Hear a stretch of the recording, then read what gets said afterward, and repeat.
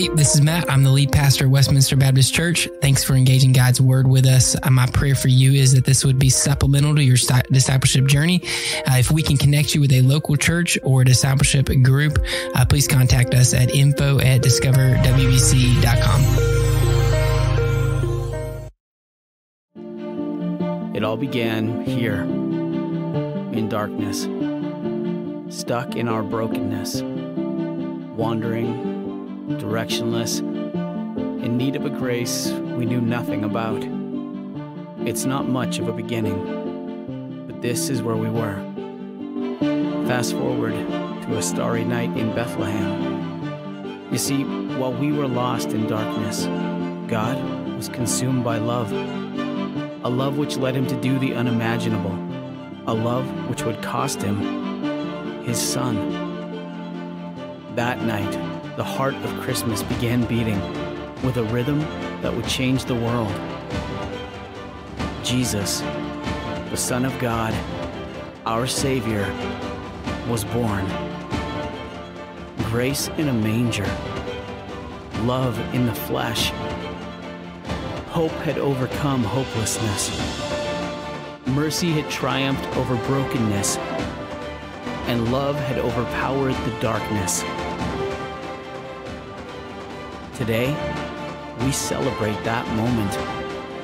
We worship our Messiah, and we stand in awe of the life-changing gift God has given us.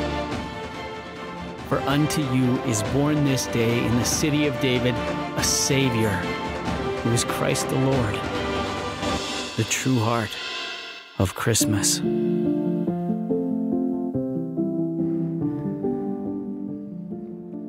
So I made a parenting fail this week. Has anybody ever made a parenting fail? Just let it ring out. All right, there you go. You can pull me down a little bit. I think that's... Oh, there it is. Okay, that's a little better. All right, good. Okay. I'm not alone in this. All right, so we've made some parenting fails. I made one this past week, and I'm going to share it with you. I was talking to my bride, but I'm teaching my daughter something. All right, so I'm talking with Rachel, and so naturally I'm teaching my daughter not to interrupt adults, right? Have y'all ever tried to do this? Super easy, right? They listen the first time, right? Now, no, but honestly, my daughter deserves attention. She deserves my attention.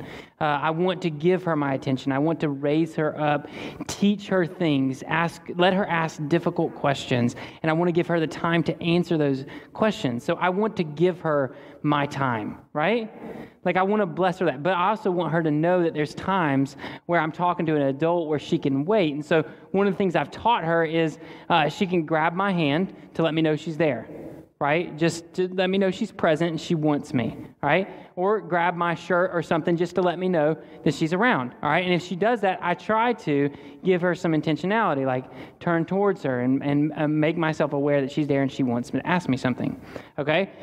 So I put that policy in place, and I've tried to stick to it. We have to stick to it as parents, right? And so sometimes I'll be like, nope, you got to wait. I'm talking to an adult, right? So I did that. She was trying to get my attention, and I told her, no, I'm talking to your mom, trying to give my bride the attention she deserves as well. So we have a couple minutes where we're having a discussion, and then all of a sudden I look down at Evie to give her the attention she needs, and I look at her, and she's kind of got this really sad face on her, and she says, Daddy, you're standing on my finger. Oh, man. Whoops. So I grab her hand. I'm like, I'm so sorry, baby. At first, I'm like, no, I'm not. I'm not standing on your finger. And she's like, oh, it's like, okay, sorry. Parenting fails. We make mistakes as parents. But, I was thinking through this series, and we're moving the Titus series to the first of the year so we can really focus in on this Christmas season and then come back full speed into Titus. And so I was thinking through this Christmas series, and the idea of chaos. People are like, why would you talk about chaos during Christmas? Well, I think the reality is sometimes, even though we try to push it off, the reality is sometimes Christmas is chaotic, right? But what we do often is we fill our minds and our eyesight and our ears and everything with what's in front of us that we miss the chaos around us, right? Even when it's good things. Like when I'm focusing on what my bride is saying to me, because we should give our brides attention and listen to them, right? Careful. Right? Yeah, good word. Okay, men, right? So we should give that attention. But then at the same time, we recognize there's chaos around us, right? And so one of the things I was thinking through, okay, like is praying through this, okay, what God would you have us learn in the midst of chaos when it's a season where we're trying to have joy? Well, think about Christmas, right? And this is especially true in Maryland. And I promise, I love Maryland. Or enjoy Maryland. There's many things about it. God's called me here. Those are true. But that doesn't mean that it doesn't get cold here, right? There's this strange thing that takes place in winter time, right? What literally happens is long, warm days become short, cold days and long, dark nights. What is that? You know what I'm saying? Like, I don't, that's not as much so when you go more southern. It's warmer, it's less dark. All of those things are true. I can't even imagine living in Alaska where it's like 25 minutes or something of light right now. Unbelievable, right? There's a place in some other country where it never gets dark. Like these things are crazy to me. These realities of creation and all this stuff. But when I think about like this really cold season, what happens? The long warm days become short cold days, right? The kids are inside by like 5 p.m. because it's dark outside. Like it's sad. It's like you see these things and you're like, man, it becomes dreary outside. You had this wonderful, fruitful, producing year with your vegetation and the fruit is so delicious throughout the summer. And now we're getting like leftovers through the winter. You know what I'm talking about? Strawberries are hard as a rock and like white. And you're like, these are supposed to be red. What happened? You know what I'm saying? Like everything is like, it seems so wonderful and alive during the summer. The trees are beautiful. All of a sudden during the fall, you're like, wow, this is really pretty. Like they turn orange and red and yellow and you love all of it. And then all of a sudden they fall off. And you're like, this is just it looks terrible. And the reality is it actually causes in many a similar, what is really depression, suffering, struggle. Like the holidays are hard for many people. It almost makes sense why we celebrate Christmas in the middle of the winter. It's like we need a little bit of joy in the middle of this chaos, right? But the problem is the chaos is still there. And the answer to the chaos is not taking our minds to what we've turned Christmas into, right? The answer in the midst of chaos is to find the one who brings peace and calm. And so what we're looking for is a Savior. And I think it's in the midst of this chaos that we need to make sure we don't turn our eyes away from it, but rather find the answer to it. We need to find the source of joy and the source of peace and the source of calm in the midst of the chaos. And if we are not looking to Genesis 1 and 2 as that restoration of what is calm and peaceful and good, very good for our lives, then we're completely missing the grace of God and what He really intended for Jesus Christ to be doing on earth when He was here. Because that restoration of God's presence and God's perfect creation back to humanity, back to this world, is exactly what Jesus is doing on the cross and in His resurrection. He's restoring things back to very good. I hope that every Christmas, like you should hold me to this, that if we're going to talk about Jesus, we ought to talk about what He is doing. And I hope every time I do it, we don't just talk about the despair of this world, but we talk about the hope of Jesus Christ. To turn things back to what is very good, not just to make things very wicked and look at the very wicked things in this world. And so I hope today you'll be able to walk away knowing that God made this world, God judged this world, and God completed this world. We're going to see it in Genesis 1, verses 31 through chapter 2, verse 3, if you'll read it with me. God saw all that He had made, and it was very good indeed. Evening came, and then morning, the sixth day. So the heavens and the earth and everything in them were completed. And on the seventh day, God had completed His work that He had done, and He rested on the seventh day from all His work that He had done. God blessed the seventh day and declared it holy, for on it He rested from all His work of creation. What does it mean for God to make something? Like, for it to be God-made, what does that even mean? Like, think through that. Have you ever processed through, like, we talk about all the time, like, made in America, made in Mexico, made in China, made in Japan, whatever. Like, you see, like, on tags, made in wherever. And, like, we put identity on where things are made. We go through the Christmas season buying gifts from everybody. And every time you buy a gift, like, on the box somewhere, it's going to tell you where that thing was made. Have you ever thought through, like, being really intentional with Christmas and really intentional with this season to say, hey, all of these things have been made by God? Right? Like, have you ever thought through the intentionality of that? Is Christmas really a season that we're bringing worship to God, or are we really just filling a void of chaos with the things of this world? Like, hey, this thing was made in blank and have joy. What? Are we not offering, like, hey, this thing was made by God, and I hope that it brings joy in your life because it is very good. It was intended to be very good. And you can distort it. You can make it wicked and evil. You can take God's good gifts and turn them into wicked things. People have done that since the beginning of time. But its intention, the purpose of it, was to bring joy in your life, peace in your life, calm to your chaos. What are your gifts? Like, what are we blessing people with during this season? If we're not intentional, we might go through this season and look at, like, relationships, our marriage, our friendships, our church life. We look at getting together with family during the Christmas season as a chore, as one more thing that we have to do. But what if we looked at it how it was intended? Like, did God not gift you with these relationships? Are these not things that were made in time? Like, before creation even became, before he spoke things into creation, he thought about this.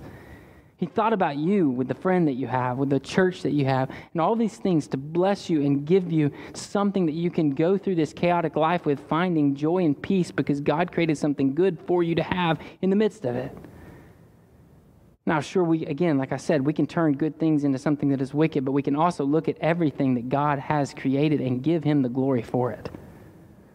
It's a very dangerous thing to be saying that we're recognizing Jesus at Christmas, but really what we're doing is giving people things that just say made in somewhere else and not going, this is from God. Like, I want to bless you with something from God, right? So how do we be intentional with our time? Look at this. Genesis chapter 1. Look at this intentionality, right? Like, this is not just like, hey guys, hope you enjoy the world and live in it. Like, God didn't just go, figure this thing out. It's going to be pretty cool. Look at verse 7. It says, so God made the expanse. It's the same word in Hebrew. Made the expanse. In verse 11, he uses the same word again when it says, then God said, let the earth produce. Let it make vegetation. Like, God was intentional with these things. He's the one that is making these things for you. Genesis chapter 1, verse 12. The earth produced vegetation. Again, it's making vegetation because God called it to. He gave it intentionality. Verse 16, God made the two great lights. He's creating light for you. Takes darkness and fills it with light. Verse 25, so God made the wildlife of the earth according to their kind. So he makes wildlife. He's got intentionality there, and he sees it and he says it's good at the end of verse 25. Verse 26, let us make man. There's intentionality there. He's making us a place to dwell, and then he creates us to live within it. Verse 31, then he sees everything that he had made, and he declares it to be very good in chapter 2, 31 through 2. So God makes all of these different things with intentionality. He's not just like, hey, here's, I hope this all works out. No, man, God like created this world for you to live and dwell within it. Have you thought through that this Christmas season, how God was intentionally creating a place for you to dwell? This isn't just like a season for us to just rush through. Have you ever thought about Christmas? I start celebrating Christmas in like December 26th. You know what I'm saying? Like, I love Christmas. I really enjoy it. And I think I can say I love it because it's a celebration of Christ, right? Like, I enjoy celebrating Christ. But we start like putting decorations out before most people do. We're like considered weird on the neighborhood block. You know, people are like, "Oh, McMillan's got their lights up. Great, we can't sleep again." You know, it's like we celebrate early. But part of that recognition is like throughout life and throughout your journey of recognizing the things that God gave you and what is around you. Are you during the Christmas season? Are you just sprinting through it, or are you giving intentionality to everything you're doing? Because I'm like, in November, I'm like pumped about Christmas. I'm like, it's coming. I can't wait to hang out with family, friends, and just like sing loud songs and be crazy, like with my kids dancing in the kitchen and just being goofy, right? Like, I enjoy all of those things in celebration and honor of God. Like, I want to have that fun. I enjoy the little different festivities that we do for Christ in my family with my kids. I enjoy those things. I like listening to my wife belt out wonderful hymns and choruses in my house, right? Like, I enjoy those things. But at the end of Christmas, does anybody else like get through it and go, whoa, where did Christmas go? Like, it feels like it goes like that. Are y'all with me? It's so easy to get through Christmas and do all the different things without sitting down and recognizing Christ in the middle of it. If we're not super careful, what we'll do is we'll get through it and we'll have a lot of man-made things that we are excited about without looking at what God made for you in this season. Y'all with me? Now think about it. After God makes all these things, he says, it's very good. Now, in the middle of making all of them throughout the days, he says, it's good, it's good, it's good. And then finally he says, it's very good. And you've heard it said, like once he creates man, he says, this is very good. But I want you to think through each moment that it becomes good. Because if God had chosen to be mute, one guy said this, if God had chosen to be mute, encroaching darkness, unrestricted waters, and the hollow sounds of the empty wastelands would be the earth's state. But God has transformed and filled the earth. Y'all thought about that? Verse 2, right? Genesis chapter 1, verse 2. Now the earth was formless and empty. Darkness covered the surface of the watery depths. That's how the world would be without God. Like, he created all these things, and now he's created this earth, and it's formless and void and depth of the ocean, like all these different things, but it's kind of chaotic. It's the actual Hebrew terms have it like being really just a chaos. It has no intentionality. It has no form and fill, right? And it's not until something happens in verse 2 that life and transformation takes place. And what is it? Look at the end of verse 2. And the Spirit of God was hovering over the surface of the waters.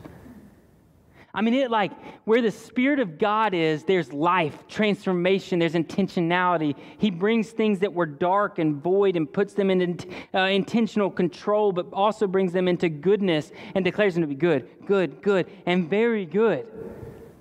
Right? This is why in the New Testament, when I read it, I'm like, oh man, like there is so much behind it. It's not just where the Spirit of the Lord is, there is freedom. No, it's like where the Spirit of the Lord is, there was like no intentionality, no life, and just chaos. But where the Spirit of the Lord is, there becomes goodness. Very good intentionality. And I think it becomes even just more amazing. Thinking about this very good statement, thinking about where the Spirit is, doesn't it become amazing to know that that same Spirit is in you? That's when we start to realize, okay, if chaos is around us, if like I'm stepping on my daughter's finger and I don't even know it, right? I'm just trying to give my wife attention that she deserves and is good. And sometimes that's how life is, right? We're like, I'm doing what is right, God. Like I'm trying to push forward with what I think I'm supposed to be doing. And really like there's chaos. You're like hurting things. You're hurting people around you. You don't even realize how destructive your nature's become. And it's like, hey, wherever the Spirit of the Lord is, there's going to be transformation. It's good to know that. Man, it's good to know that. Because when you find out, it's in those moments where you find out, like, isn't Christmas sometimes those moments where you're like, you get together with your family, like, this is going to be awesome, this is going to be awesome. You get together with your family, like, whoa, this is why we get together one time a year. You know what I'm saying? And it's sad. It's sad. I get it. Like, it hurts. It's not, it's a reality that doesn't feel good. But if you take a step back and you ask the question, like, is God's Spirit in that place? Is God's Spirit in you? And if He is, what can He do in those relationships? Instead of thinking about like the dread of being present with friends and family or coworkers or whatever it may be, how can you be intentional to bring about calm in the midst of chaos? Restoration in the midst of brokenness. How can you use that family disruption or friendship disruption? How can you use that and restore it by the grace of God to say, hey, God made this. God called it very good, and I'm an agent of God's restoration. I'm part of God's plan, bringing this thing back to life, and so I'm going to bring life into this, not death. And so chaos is around us. But at Christmas time, let's not worship things that are outside of God. Let's not idolize things that were made by human hands. But what if we just worshiped what God has given us? What if we focused in, set our minds on the things that were God made and blessed to us, like given to us for the purpose of finding peace and calm? As Karl Barth notes, it's very good. These things are very good when all the good things come together. Like, have you ever thought about how they're not like individually very good, but it's only when they all come together that they become very good? Most people will note down, well, it's very good because humans are there. Well, that's part of it. But it's the whole thing that he sees.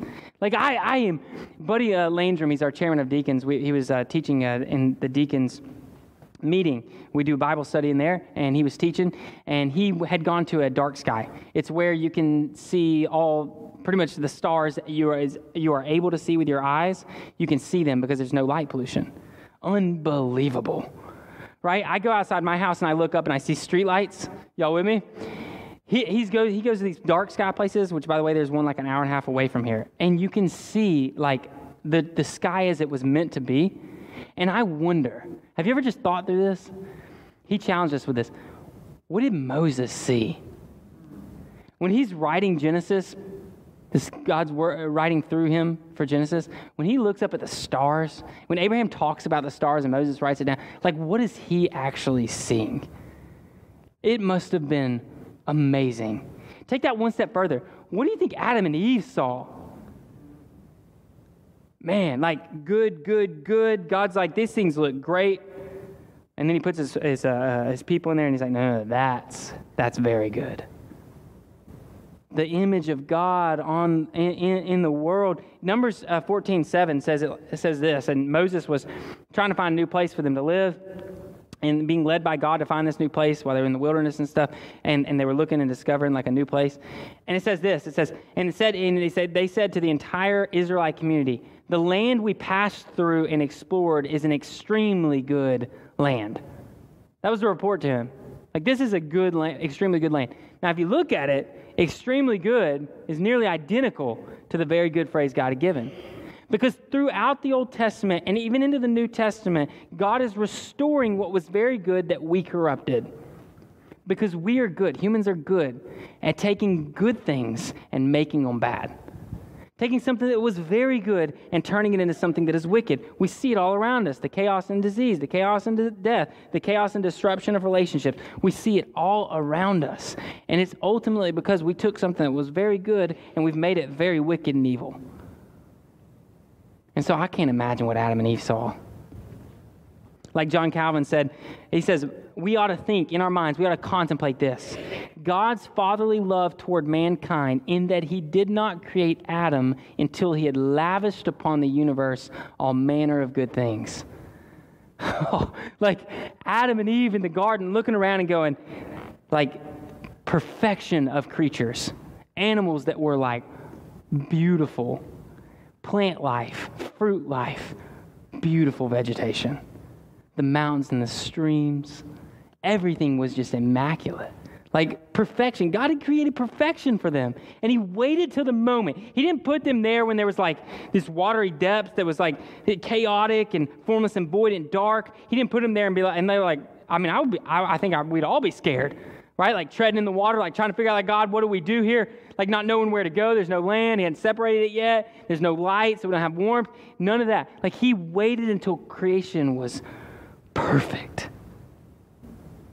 And Adam and Eve could look around and see the beauty of what God had created. So when I think of very good, I like to think about what Adam and Eve experienced. I like to think about God giving us the responsibility of caring for his world, whether it be the animals and the creation or the human being relationships that we have.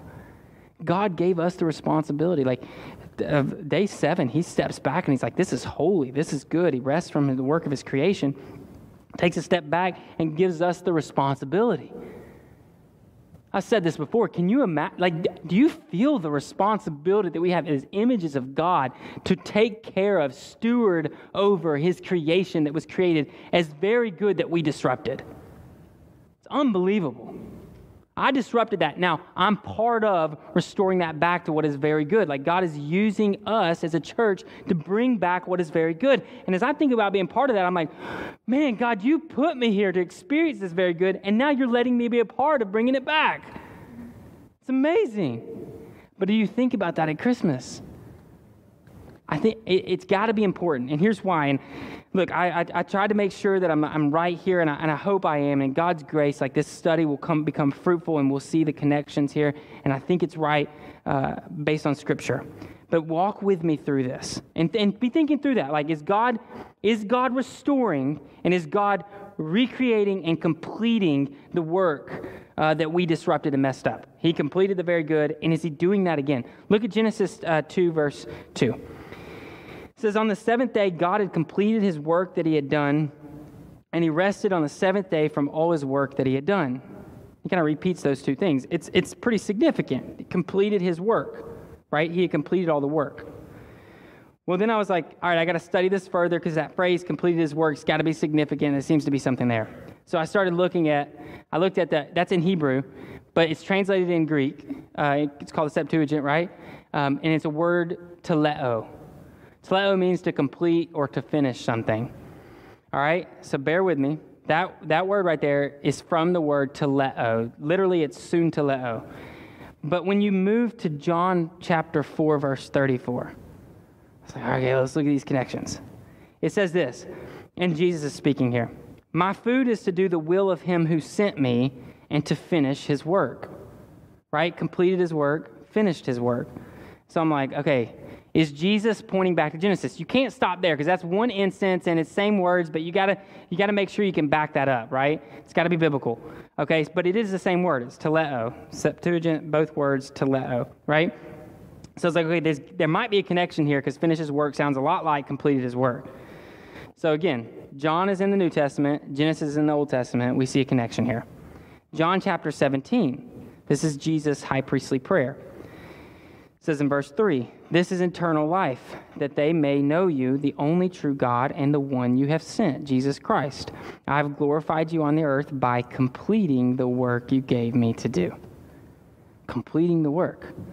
Like identical to Genesis 1. Now, that's English, so we could have but it is the same word. It's teleo again.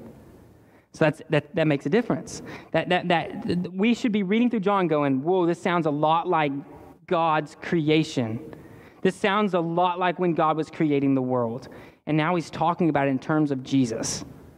So then you go a little bit further, and you see Jesus on the cross in John chapter 19. And it says, when Jesus had received the sour wine, he said, it is finished.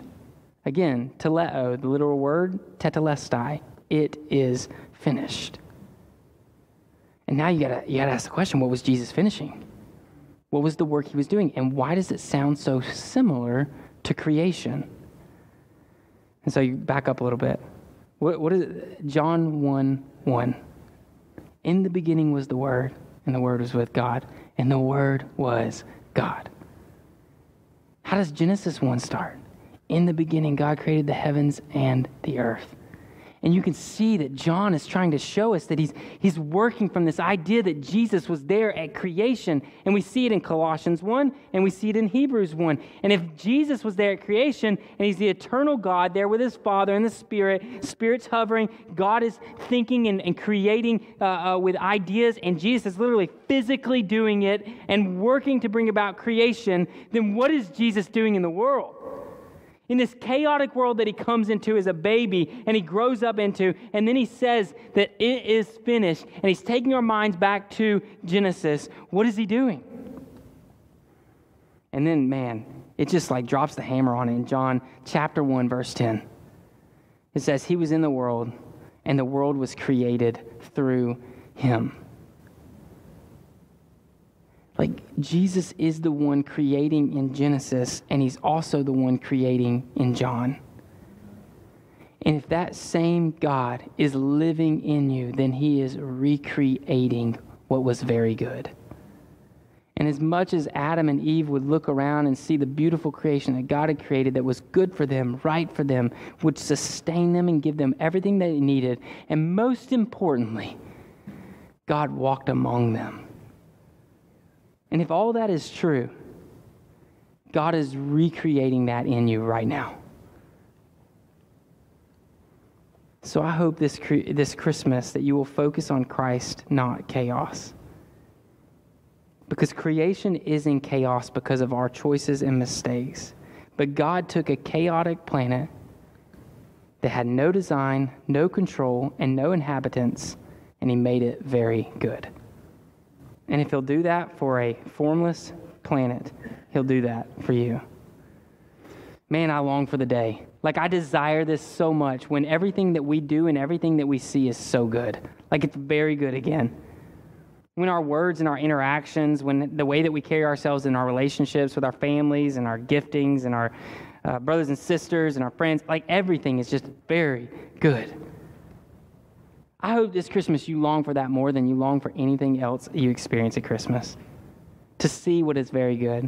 And if we work towards that, like work towards what God has created you to do, hopefully, in God's grace, we'll start to see what is very good in the midst of chaos. Now, do you remember what happens in Genesis 2? Like, God rests, and then what does he do with man? Work. Like, he rests, and then he says, now you work. And it wasn't bad. This was pre-fall. Like, this is pre-sin. Work. And so you might say, well, work came because of sin. No. Work came before sin.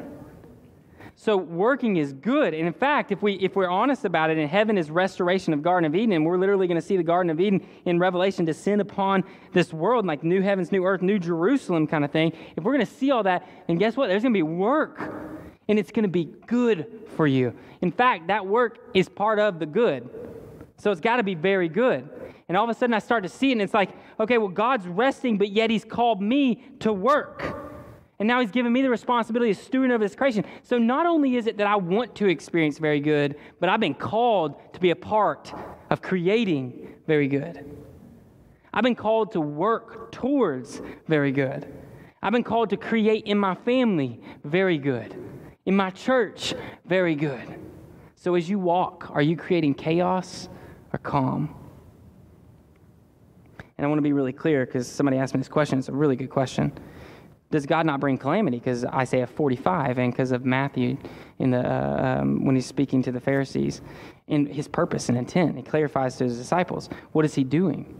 Well, sometimes he'll say things like I didn't come just to create peace, but I come to create division. Why? Not all destruction is evil. It depends on how you define what is good. Now, if God declared things to be very good, then I personally want to give God the ability to declare what is good and what is evil, because he's the ultimate judge. And so if there's some destruction that is good, I got to trust that sometimes he's got to destroy things, especially wicked things. And I can trust him in that, and I hope you can trust him in that too. But part of it is giving it over to him to say what is very good. And so I want to challenge you this morning. If it's God made, then God is remaking us. If we were made by God, then God is remaking us through Christ. If it's God judged, so he gets to determine what is good and what is evil, then he's also continually judging us today to determine if we're very good or very wicked. And you may say, well, he's going to determine me to be very wicked all the time. Well, the good news is you can either choose to be viewed through the lens of your works or Christ's works. That's the purpose of Christ coming, because we couldn't do what we ought to do. So he died the death that he didn't deserve and raised from the dead, so that now we aren't seen through the lens of what we do, but through the lens of what he did. And so you can choose for God the judge to view you based on if you're good or not, or to view Christ based on if you're good or not. And that's a gracious God. And if you think about it, there's no way we could have been good, so it's the only opportunity. It's like, well, man, that really cop out, because now you're just focusing on what Jesus did and you don't have to do anything that was good. No, it's because I literally couldn't do good. And God saw the history of mankind choose to do what is evil and take what is very good and make it wicked. And if we're going to celebrate something at Christmas, let's celebrate this, that although we turned something that was very good into something wicked, Jesus still forgave us of it. So that God the Father sees him, not us, and judges him, not us. It's unbelievable. That kind of grace is just unbelievable. So good. And God completed, and God will complete. That's one of my favorite thoughts. Like, if God completed what was very good, and you're like in this moment of like, man, I feel like I'm struggling, like especially in winter, like you might feel depressed or like suffering and anxious and just worry, and you see the darkness around you, you're like, man, this is just a terrible season. Don't let that take you captive. Think about this. God completed what was very good. He took darkness and turned it into very good. you may be in the process. It might be like day 1, day 2 kind of thing. I'm not trying to take it, literally implied to your life, but you might be in that process and you might be going, man, it just doesn't feel good. Like I'm not there yet. Well, remember, if God can complete a perfect world, he can complete you, right? So God is completing us, and it won't come for a long time, but it is coming. Place your hope and faith in those moments. And so I want you to be able to walk away with some truths today. For every moment, big or small, that you see in the effects of creation becoming chaos, that we've chosen evil instead of good, for all of those effects, I want to challenge you to set your mind, heart, and actions on Christ. So if you're in a moment of stress, you're settling in on the peace of Christ this season. If you're in a moment of depression, you're delighting in the joy of Christ. If in your moment of being busy and overwhelmed, you feel like you can't do everything, just slow down and meditate on Christ. It says, A.W. Tozer said, creation is the setting forth of Jesus Christ as Lord and sovereign. For Jesus Christ is the purpose of God in creation. Man, that we would fix our minds on Jesus during this Christmas season. So I'm challenging you to do this. Would you meditate on Psalm 104? It's a psalm, it's beautiful. A couple months ago when I was laying out this sermon series for Christmas, I'd laid this out and I'm like going back to it and like, man, this is so fruitful because it's talking about creation. And I'm like, man, what does creation have to do with Christmas? Well, creation would be in disarray if it weren't for Christ coming into it, right? And so we look back at the goodness of creation and we can more meditate on what God did for us. So I challenge you to meditate through Psalm 104 this Christmas season. See if it'll fix your eyes on Christ and not the things of this world, but the goodness of this world that God created. It culminates in this, Psalm 104:31. May the glory of the Lord endure forever. May the Lord rejoice in his works. Remember, he completed his works. As he brings that recreation in your life, may God have the glory and may he rejoice.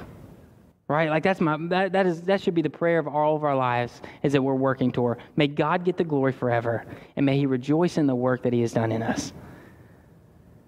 And second, I want to challenge you to seek God's control for your chaos. And the way by which we do this is we got to release control. As long as we hold on to things, we tend to create chaos.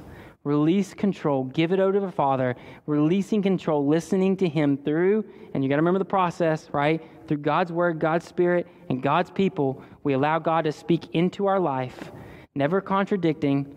We allow God to speak into our life, seek wisdom from others. Is this from the Lord, or am I misunderstanding this? Is this from the Lord? And then rest in that. When we find God's calm and peace in the midst of our chaos, resting in those truths and not allowing this world to overcome us. And then last, right, work.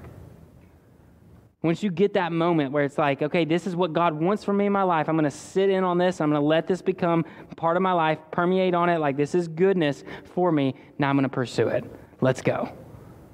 I'm going to hold on to it. I'm going to work for it. I'm going to work for it for others, and I'm going to work for it for this creation. How are you being intentional with this Christmas season to bring about very good?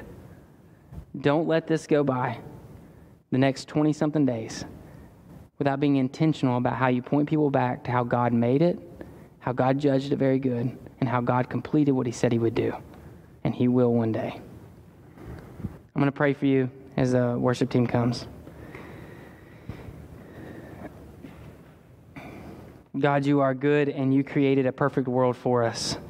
And I thank you, God, that you did not leave us in the midst of our rebellion and making this thing not perfect. But instead, you've come back to restore it into what it was supposed to be. And so, Father, I pray that you would help us to be a part of your plan to restore it. But I also pray, God, that you would continue to work in our own lives. Would you bring goodness into our hearts, our actions, our words? Would you transform us, just like your Spirit works to bring about transformation in this world? I'm confident you can work to bring about transformation in us. So we are yours, God. Transform us. We love you and praise you in your Son's name. Amen.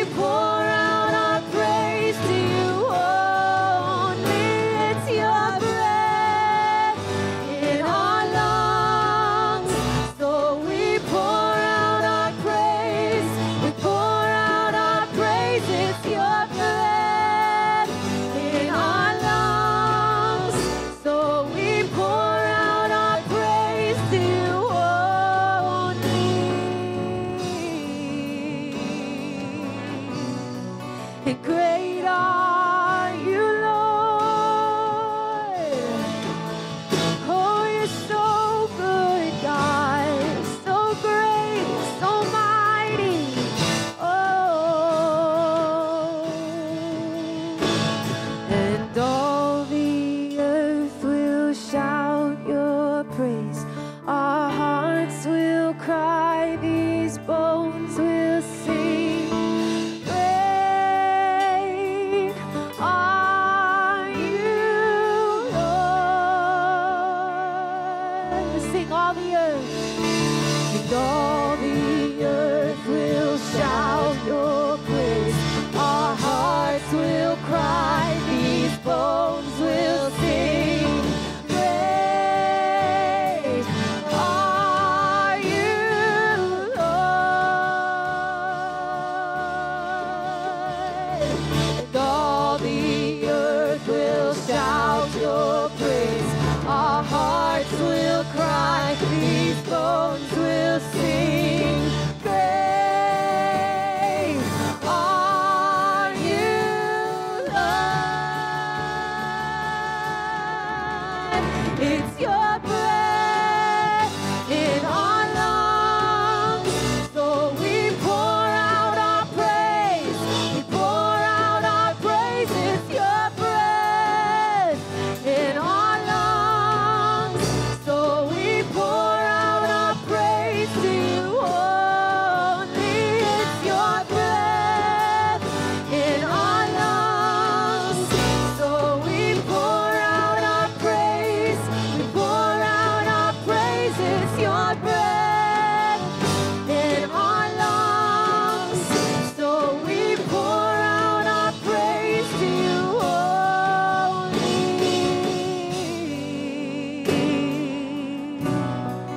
Great are you, Lord.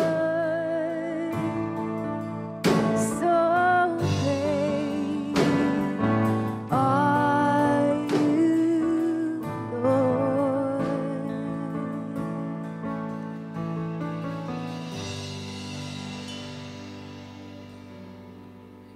Church, he is good, right? Well, thank you for being here to encourage one another, to admonish one another. As you go, man, don't sprint out of here. Spend some time just loving on one another. Use the gift that God has given you and spread it around to each other. But we are really glad that you're here, and hope you'll come back next week, and we'll see you next time. Thanks. You have any questions about the sermon or would like to know more about following after Jesus, please contact us, and we would love to talk more about your relationship with Christ and how you can grow in your spiritual journey.